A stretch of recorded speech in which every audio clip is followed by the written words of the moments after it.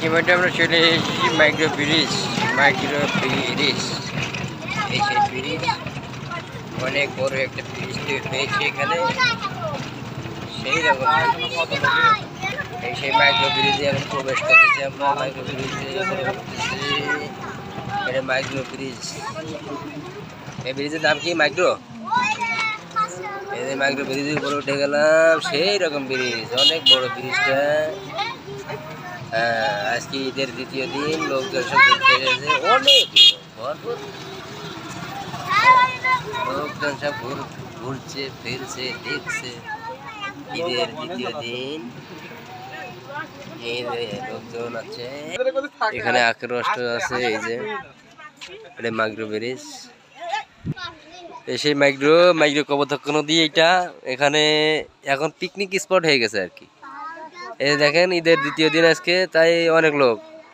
এখন বিকাল 4:40 বাজে। কিছুক্ষণ পরে হয়তো বা সন্ধ্যা 6টা কিংবা 5:30টার দিকে লোকে ভরপুর হয়ে যাবে এখানে। এই যে এইসব দোকানপাট বসাইছে চাচারা।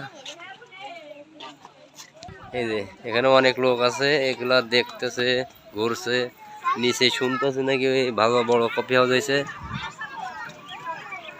এটা হচ্ছে কপোতাক্ষ নদী। হ্যাঁ, মাইক্রো জিগরগাছা থানার ভিতরে আর কি।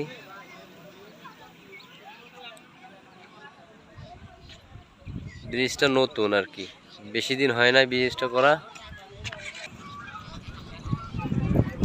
খুব সুন্দর পরিবেশ, দেখতে খুব সুন্দর। এই বছর তো বৃষ্টিপাত নাই, পানি খুবই অল্প নদীতে। শিয়ালা আছে কিছু পানি, তবে শিয়ালার হার বেশি। হ্যাঁ, এটা মাইক্রো জিগরগাছা থানা মাইক্রো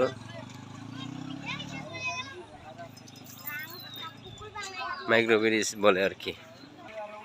নদীর দুই ধার দিয়ে কলা গাছ, পাট ক্ষেত, খুবই সুন্দর দেখতে। সবুজ শ্যামল প্রাকৃতিক দৃশ্য। এই যে গাঙে কিছু পানি আছে, তবে শিয়ালায় ভরা, অতিরিক্ত শিয়ালা। এই যে লোকজন আছে ব্রিজের দুই সাইড দিয়ে। কিছুক্ষণ পরে লোকজন অনেক মানে ভরে যাবে আর কি দুই সাইড দিয়ে।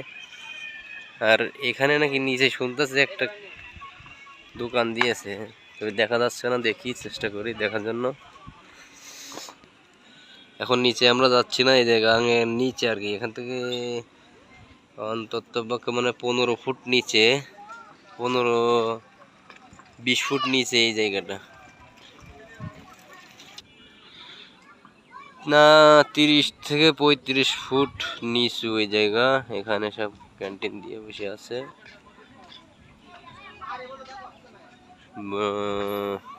বিকাল হলে রমরম পরিবেশ হয়ে যায়।